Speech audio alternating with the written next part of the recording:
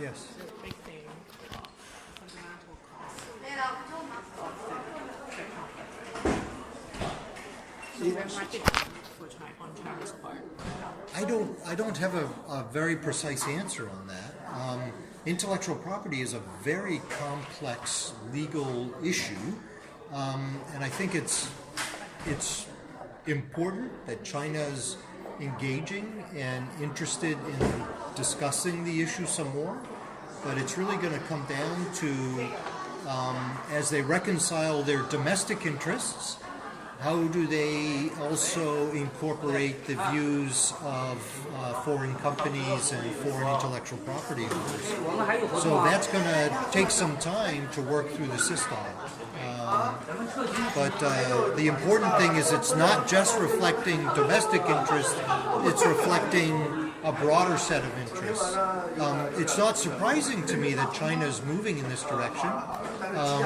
Say compared to 10 or 15 years ago, China's interest in investment, in intellectual property, what I find interesting is these are topics that the U.S. has been interested in for a long time and really wanting to try to advance, including in venues like the WTO.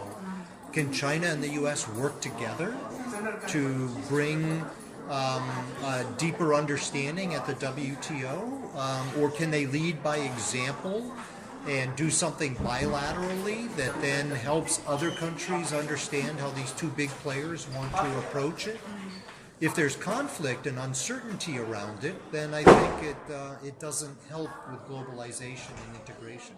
But it has also been criticized. I have heard of some people criticizing WTO. Like if you go through WTO, it could be a protracted, it could be time-consuming. It is, yes.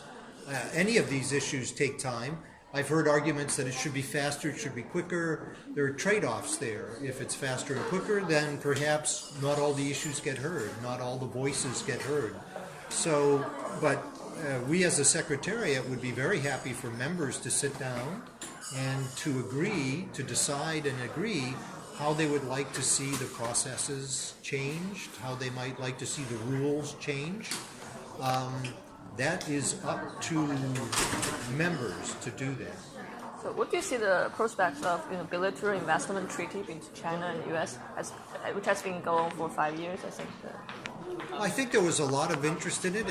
Right now, it doesn't seem like it's the right time, but in 2 or 3 years' time, it could change. I don't know.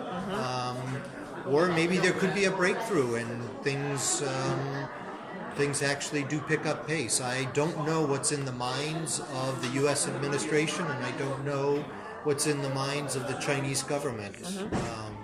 And will now the current system like the TPP and Belt and Road and this regional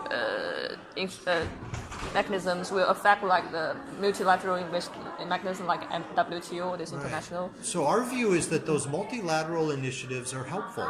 They're typically built on WTO DNA, so much of their underpinnings rely on WTO rules.